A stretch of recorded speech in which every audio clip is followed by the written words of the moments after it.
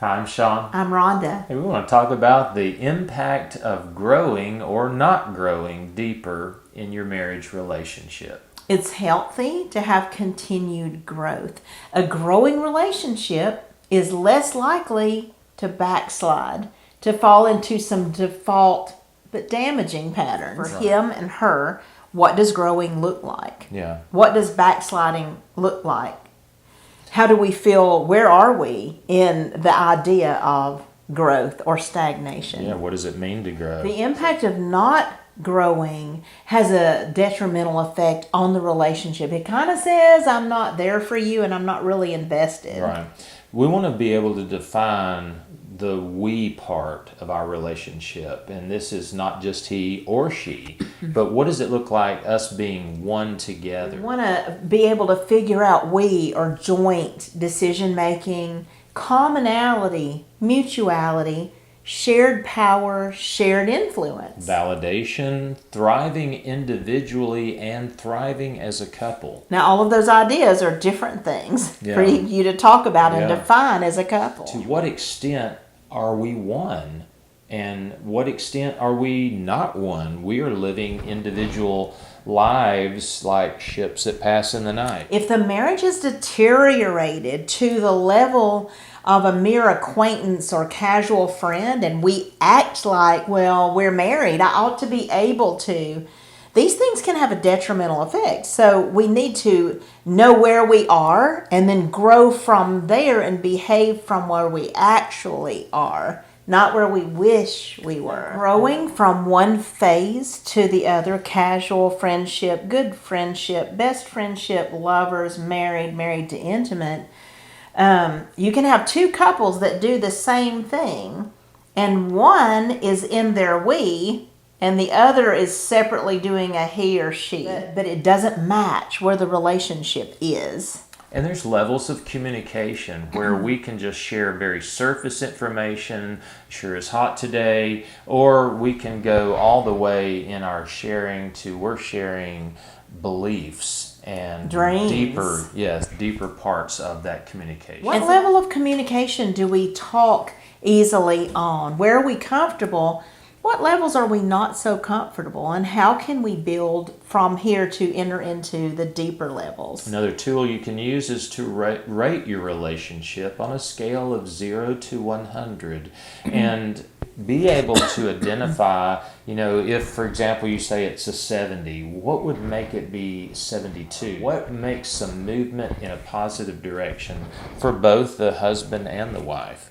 And we'll see a lot of times the man rates it higher. What's present? What's absent? How can we create connection and have more of a positive feeling in our relationship instead of that overall negative feeling? And you want to develop more of the friendship side of your relationship, not overlooking that, we need to have some fun things that we're doing, that things that we enjoy as a couple that help us enjoy our togetherness. What are some shared dreams we could come up with? We might have individual dreams. We may be able to support each other in those, but we need to have some shared couple and family dreams. We need to talk about our meanings and definitions because choices of words, nonverbals, facial expressions, actions and inactions, all these things have different meanings for one than the other, which is one of the places we get in trouble.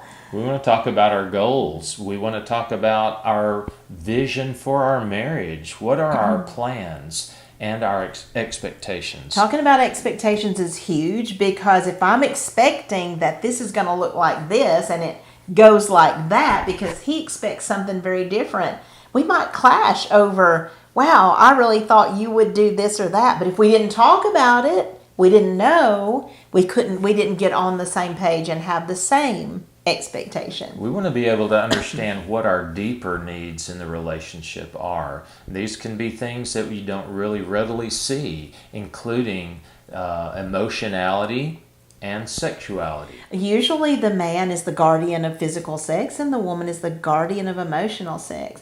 Talking about what that looks like and being able to say, how can we improve in these areas? You want to be able to appreciate the differences. You're not the same. you married your spouse and they bring something to the table in your relationship that needs to be recognized and be able to blend those two different things, those two different perspectives actually blend together to make a we picture. We're not trying to squash one Yeah. or dominate one or make one invisible. So how do we do this? One way is to set aside time to just be with no agenda, no pressure, no distractions. We're probably going to notice all the surface level topics we haven't talked through yet. They'll kind of rise to the top and be in the forefront of the thinking.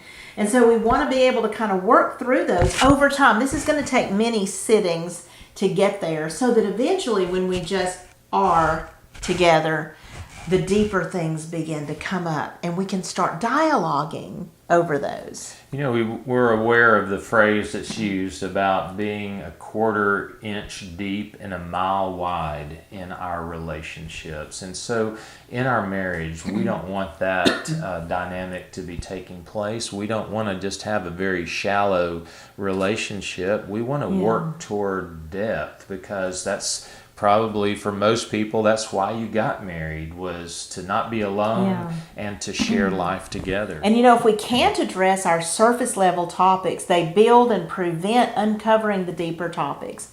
So a good place to start is resolving how do we talk about surface level topics and get that repaired, because that's the place where we want to talk about setting up discussions about even deeper topics. Yeah. And we want to address blockades and fuel at each level of depth. So in our relationship, you know, you want to ask, who are you? And what does it feel like to be you? What does your inner world look like? And what are the commandments of your holy place? Unfortunately, people enter the most holy place without knowing how to, and they're escorted right out. But you know, you think about the outer court where we offer sacrifices for the bigger things. We bathe, we put on certain clothing, we enter in and we fellowship and commune, and then we get to that most holy place. It's a process, but we have to talk about, what does this look like for you? So it's revealing deeper, private and more intimate spaces that fewer people are allowed to go into. And unfortunately, a lot of couples are just sitting on the front porch of each other's hearts together. It's really important to know where you are today, to expose and reveal at the level you're currently experiencing, and then grow into deeper sharing when you go deeper in your relationship.